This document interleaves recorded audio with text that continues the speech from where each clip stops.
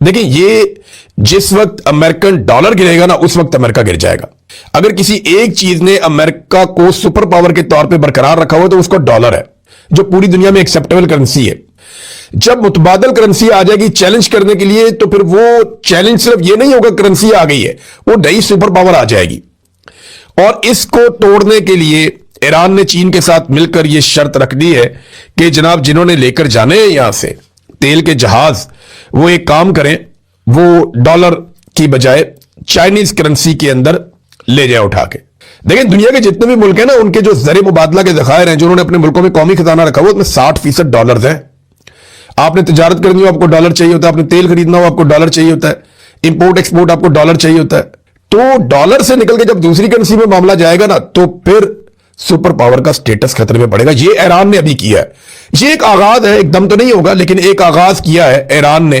और इस शर्त से आपको आइडिया हो जाएगा कि ईरान कहां हिट करना चाहता है और ईरान के साथ कौन कौन है। नादरीन, ये जो लड़ाई अमेरिका ने लड़ी है ना, या डोनाल्ड ट्रंप ने जो काम डाल दिया है, ये अमेरिका के गले पड़ेगा और डोनाल्ड ट्रंप बहुत बुरी तरह इसमें फंस जाएगा। इसकी गवाही मैं आपको देता हूं कैसे। ये एक खबर है, एक इंटरव्यू दिया अमेरिका के नायब सदर ने, जेडी वेंस। इन्होंने एक इंटरव्यू दिया और इंटरव्यू देते हुए उन्होंने कहा जी कि आप सदर ट्रंप को क्या मशवरा देते हैं। तो वो खौफजदा हो गए। उन्होंने कहा जी, मैं जेल नहीं जाना चाहता। यानी नायब सदर ने कहा, ईरान के खिलाफ हालिया फौजी कार्रवाइयों और व्हाइट हाउस में होने वाली खुफिया मुशावरत के हवाले से बड़ा मोहतात और पुरस्रार उनका मौक़िफ़ है। उन्होंने कहा कि ईरान पर हमलों के हवाले से व्हाइट हाउस में एक अहम और खुफिया मीटिंग हुई, जिसमें उन्होंने सदर ट्रंप को अहम मशवरे दिए। ईरान हमलों पर ट्रंप को मशवरा, यानी मैं जेल नहीं जाना चाहता कि मैं अब चीजें जो है वो ओपन करूं। यानी इन्होंने एक हलचल मच की है उसके इस स्टेटमेंट से कि जनाब, ईरान पे हमले की वजह से जेल भी जाना पड़ सकता है, तो फिर ट्रंप तो जेल जाएगा। उन्होंने कहा, मशवरों की तफसीलात मैं नहीं बता सकता, मैं जेल नहीं जाना चाहता, इसलिए सदर ट्रंप के साथ जो बात हुई वो मैं सामने नहीं ला सकता। इस मीटिंग की हसासियत ऐसी है, वो किसी भी कीमत पर इसे आम नहीं कर सकते। देखें, अमेरिका में बार बार मौजूदा रिजीम को समझाया गया था कि ये वाला पंगा नहीं करना, लेकिन ट्रंप ने एप्स्टीन फाइल से बचने के लिए काम डाल दिया। अब ट्रंप के अपने लोग डरे हुए हैं।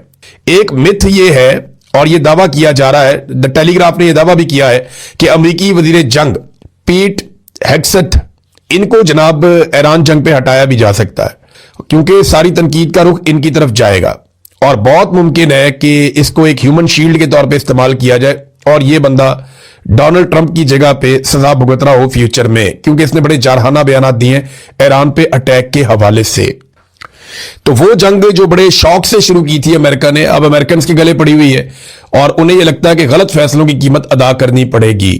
नादरीन, ईरान में जो अब तक लोग शहीद हुए हैं उनकी तादाद 1350 के करीब है और 17,000 से ज्यादा लोग जख्मी हो चुके हैं। अमेरिका को जो लोग मतलूब हैं उनमें से चंद लोग अवाम के अंदर खुले फिर रहे हैं। यानी अली लारंजानी की वीडियोज आई, वो अवाम के अंदर घूम रहे हैं, जा रहे हैं, आ रहे हैं, लेकिन दूसरी तरफ नेतन्याहू का कोई पता नहीं कि वो किधर गया और उसकी एक वीडियो के ऊपर सवालात उठाए जा रहे हैं। बहुत सारे लोग दावा कर रहे हैं, लेकिन ये सारी अफवाहें हैं, अभी तक कंफर्मेशन किसी चीज की नहीं आई। अब देखना यह है कि क्या इसराइल वापस नॉर्मल हो पाएगा, क्योंकि इसराइली शहरी एक फोबिया का शिकार हो गए हैं, वो ज़हनी तनाव का शिकार हो गए हैं जिस किस्म की बमबारी उन्होंने गुज़िश्ता 2 हफ्तों के अंदर देखी है। नादरीन, पाकिस्तान के अंदर से कुछ खबरें हैं, मैं आपको अगले वीलॉग में दूंगा, लेकिन एक चीज मैं आपको बताता हूं कि एक सहाफी है वकास साहब, ये जो मरियम नवाज का लग्जरी तैयारा जो पंजाब हुकूमत के या पाकिस्तानियों के पैसों से 11 अरब रुपए से खरीदा गया गरीब मुल्क के, वो तैयारा पहुंचा हुआ है वियना में। और सहाफी वकास साहब ये दावा कर रहे हैं कि यूरोप में ये जो तैयारा फिर रहा है ना, ये मरियम नवाज का बेटा जिसकी हाल ही में शादी हुई है दूसरी, उसके हनीमून का ये कोई टूर है। ये सहाफी वकास ने दावा किया। देखिए, अगर ये खबर सच साबित हो जाती है कि इस तैयारे में जुनैद सफदर और उसकी अहलिया गए और ये वाकई उनकी ट्रैवलिंग के लिए इस्तेमाल हुआ है, तो ये एक बहुत बड़ा डिजास्टर होगा शरीफ खानदान के लिए। ये मुंह छुपाएंगे और लोग इनको नहीं छोड़ेंगे। और जो सहाफी है वकास साहब, अगर उनकी खबर दुरुस्त हो जाती है तो ये उनका एक बहुत बड़ा क्रेडिट भी होगा। अब ये मैं आपको ये भी बात क्लियर कर दूं कि जो आपको जूते मारता है या जो आपको डंडे मारता है, जो आपको गोली चलाता है, वो आसिम मुनीर डायरेक्ट आके नहीं चलाता है, डीजीआई से ही डायरेक्ट आके नहीं चलाता। वो नीचे एक मेजर खड़ा हुआ होता है, उसके साथ एक टीम बनी हुई थी, मारो जी इनको, मारते हैं, मारो इनको, मारते हैं, हुक्म फॉलो करते हैं। अब उनको मुखातिब कर रही हैं अलीमा खानम। और जिब्रान इलियास ने क्या लिखा, जिब्रान इलियास साहब के यहां पे 8 नुकात हैं जो उन्होंने फौजी जवानों से कहा। उन्होंने कहा जी, अल्लाह की फौज के साथ 7 लाख सिपाहियों से मैं कुछ सवालात करना चाहता हूं। पहला सवाल है, जब आप अपने मुसलमान भाई और अपने ही मुल्क के शहरियों पर गोली चलाते हैं, आपको महसूस नहीं होता कि कितना बड़ा गुनाह आप कर रहे हैं और आप दुनिया और आखिरत दोनों में रुसवा हो सकते हैं? और अगला सवाल है खामोश तमाशाइयों के लिए, क्या आप अपने बड़ों से सवाल करते हैं कि आखिर अपने शहरियों को क्यों मारना पड़ रहा है और इसकी नौबत क्यों आई है? नंबर 3, क्या आप अपने बच्चों को कत्ल की रोजी खिलाकर फख्र महसूस करते हैं? आप टीम कत्लेआम नहीं है, यह भी आप बोलिए। नंबर 4, आपके घर वाले मुतमईन है आपकी इस नौकरी से जिससे किसी की मां की गोद उजड़ जाती है और किसी खानदान का कीमती शख्स अपने बच्चों से, अपने वालिदैन से हमेशा के लिए दूर हो जाता है? आपके बच्चे शायद अच्छी तालीम हासिल कर जाएं और आपके वालिदैन अच्छे अस्पताल में अपना इलाज करवा सकें, मगर यह इंतहाई खुद गर्ज फैसला है आपका और आपकी पूरी फैमिली का कि अगर किसी और की गोदें आप उजाड़ रहे हैं तो। नंबर 5, पिछले 4 साल में कितनी बार ख्याल आया कि सवाल पूछें कत्लेआम करने वाले बड़ों से? हमने सुना था फीडबैक ली जाती है इदारे के अंदर और मेरिट पर फैसले होते हैं। पिछले 4 सालों में जितना जुल्म हुआ है वो किस तरह पाकिस्तान के हक में हो सकता है?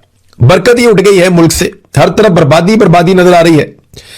छठा सवाल उन्होंने यह किया कि जब यह जुल्म का जमाना खत्म होगा और आप लोगों में जाएंगे तो अपनी क्या शनाख्त करवाएंगे, और जब वो पूछेंगे कि आपने किस तरह आवाज उठाई जुल्म के खिलाफ तो क्या कोई जवाब होगा आपके पास? हम ये पूछते हैं। वैसे मुझे जब कोई फौजी मिलता है वो अफसोस का इजहार करता है तो मैं कहता हूं इसके बदले में आपने क्या किया? तो वो कहते हैं मजबूर है। ये आप तब तक कह सकते हैं जब तक ये निजाम कायम है, उसके बाद आप नहीं कह पाएंगे। लोग आपके ऊपर, लोग हंसेंगे आपके ऊपर, वो इसलिए कि लोग मजबूर नहीं, लोग निकलते हैं। हर बंदा बताएगा मैं निकला था, मैंने ये किया, मेरी ये कुर्बानी है, और आप नहीं बता पाएंगे कि आपकी क्या कुर्बानी है। आप सिर्फ अपनी मजबूरी गिनवाएंगे और मजबूरी जो है उसका नाम शुक्रिया, बस कुछ भी नहीं। फिर जब आपके बच्चे बड़े होंगे तो वो किस तरह आप पर फख्र करेंगे और क्या वो अपनी शनाख्त में आपका जिक्र करेंगे? याया खान के बच्चे कहां हैं आज? बताएं ना। मुशर्रफ के बच्चे कहां हैं आज? बताएं। जो जालिमीन है उनके बच्चे बताएं किधर हैं? डी चौक, मुरीद के रावला कोट और दीगर इलाकों के शोहदा जिनको अल्लाह की फौज के सिपाहियों ने गोलियां मारकर शहीद किया, आपके ख्वाब में आकर आपसे सवाल पूछेंगे तो आप उन्हें क्या जवाब देंगे? फिर उन्होंने कहा फौरी तौर पे आप तौबा कर लें। ये बड़ा सख्त एक ट्वीट लिखा जिब्रान अलियास ने, लेकिन ये वो सवाल आते हैं जो हर पाकिस्तानी पूछता है। नाज़रीन, एक और बड़ा ही अफसोसनाक वाकया हुआ, बड़ी तकलीफ दे ये स्टोरी है। ये वाकया स्वात में हुआ है, कबल में। वहां पे अमन पासून का एक जरगा जारी था और उस पर खुदकुश हमला हो गया, एक धमाका हो गया वहां पे। और जो कबल में धमाका हुआ, मेरी वहां को जर्नलिस्ट ने उनसे बात हुई तो उसमें काफी ज्यादा शहादतें हुई, पुलिस वालों की भी। पुलिस वालों को बताया जा रहा है 5 से 6 पुलिस वाले शहीद हो गए और 15 के करीब टोटल लोग जो है वहां पे शहीद हुए हैं। अब ये एक बड़ा इंसिडेंट है दहशतगर्दी का, बहुत सारे लोग जख्मी भी हुए और एक क़यामत खेज मनाजिर से बहुत तकलीफ हुई। वो मनाजिर देख के मैं आपको दिखा भी नहीं सकता। अब ये धमाका उस वक्त होता है जब मुराद सईद सवाल उठाता है और मुराद सईद के इलाके में एक अमन पासून का प्रोग्राम होता है, जरगा होता है, और उसी के अंदर धमाका हो जाता है।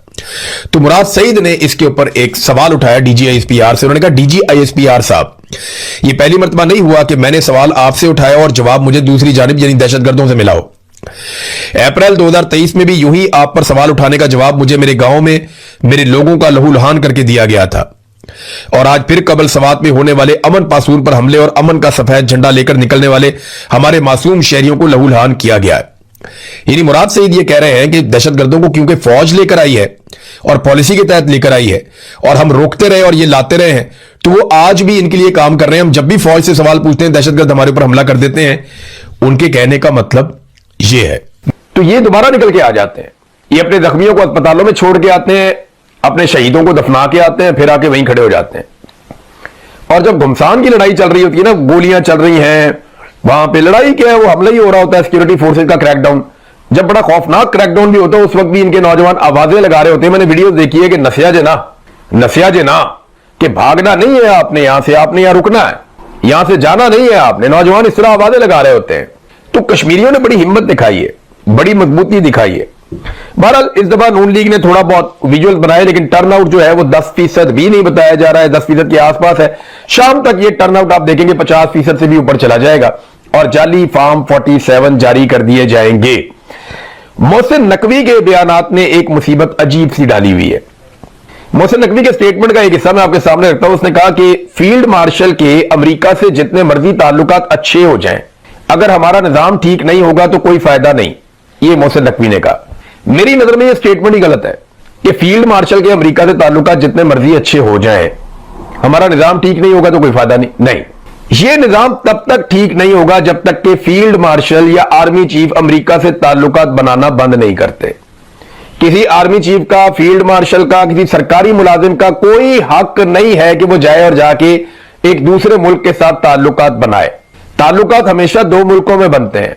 जो अफराद के ताल्लुकात होते हैं वो अफराद के मरने के बाद या उनके इस दुनिया से जाने के बाद या उनके रिटायर होने के बाद या उनकी हुकूमत से निकलने के बाद वो ताल्लुकात खत्म हो जाते हैं। अमेरिका के साथ रियासत पाकिस्तान को डील करना है, अपने फॉरेन ऑफिस के जरिए से डील करना है।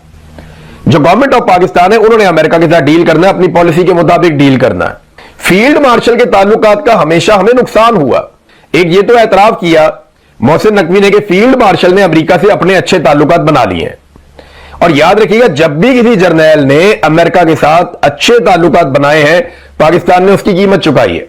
अयूब खान के ताल्लुकात अमेरिका के साथ बहुत अच्छे थे। पाकिस्तान में जमहूरियत की मंजीर ठोक दी थी उस आदमी ने। मादर मिल्लत फातिमा जना को उसने गद्दार करार दे दिया था। मेरा गलत किया पाकिस्तान के सारे जमहूरी कल्चर का। याया खान के अमेरिका के साथ अच्छे ताल्लुकात थे, पाकिस्तानी दो टुकड़े कर दिया इन्होंने। फिर बड़े अच्छे ताल्लुकात अमेरिका के साथ जो ज़ियाउल हक के ताल्लुकात थे वो किसी के भी नहीं थे। अमेरिकन पाउंड हो गए पीते थे ज़ियाउल हक के, और ज़ियाउल हक के दिए हुए तोहफे पाकिस्तान आज भी भुगत रहा है। क्लाशनकोफ हो गई, मंशियात हो गई, जहाद हो गया, जंग हो गई, आग लगी हुई है, वो सारा तब से हमारे पीछे है। एक जनरल मुशर्रफ, अमेरिका उससे बहुत खुश था। वो अमेरिकन लड़ाई लड़ रहा था सबसे पहले पाकिस्तान का नारा लगा के। अमेरिका उससे भी बड़ा राजी था और पाकिस्तान की। जब कभी किसी जर्नैल के ताल्लुकात अमेरिका के साथ बने हैं ना, उसका नुकसान हमेशा पाकिस्तान को हुआ है। आज ये फील्ड मार्शल ने अमेरिका के साथ जाती ताल्लुकात बना लिए, पाकिस्तान को लगातार नुकसान हो रहा है।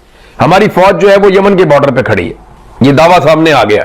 इसकी तफसीलात मैं आपको बताऊंगा, क्योंकि ये यमन के जो ईरान के अंदर सफीर है उन्होंने ये पैगाम दिया है पाकिस्तान में कुछ लोगों को, जिनमें अल्लामा राजा नासिर अब्बास साहब का नाम लिया जा रहा था। बताया यह गया है कि पाकिस्तानी फौजी यमन के खिलाफ सऊदी अरब की तरफ से जंग लड़ रहे हैं या लड़ने के लिए भिजवा दिए गए हैं और तैयारियां पूरी हैं। ये बड़ी अलार्मिंग सिचुएशन, बहुत अलार्मिंग सिचुएशन है ये, कि कौम को नहीं पता कि आपकी फौज कहां लड़ रही है, किसके साथ लड़ रही है। कौम को यह भी नहीं पता कि आपने सऊदी अरब के साथ क्या मुआहदा किया, कतर के साथ क्या मुआहदा किया, आप किस मुल्क के साथ क्या बात करने जा रहे हैं। ये बोर्ड ऑफ पीस, जिसे बोर्ड ऑफ नेतन्याहू भी कहते हैं, उस बोर्ड के अंदर क्या चल रहा है, कौम इसके बारे में कुछ नहीं जानती। तो अगर पाकिस्तान का निजाम आपने ठीक करना है तो उसका आसान तरीका यह है कि फील्ड मार्शल अमेरिका के साथ अपने ताल्लुकात खत्म कर दें और अमेरिका के साथ वो अपने ताल्लुकात ना रखें। Let the government of Pakistan decide, और जो पाकिस्तान की स्टेट है वो ये फैसला करे कि उन्होंने क्या करना है। फील्ड मार्शल स्टेट नहीं है, वो एक सरकारी मुलाजिम है, तो वो इन चीजों में ना पड़े तो ज्यादा बेहतर है।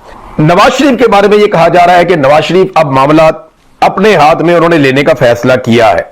लेकिन मियां नवाज शरीफ मामला क्या अपने हाथ में ले सकते हैं?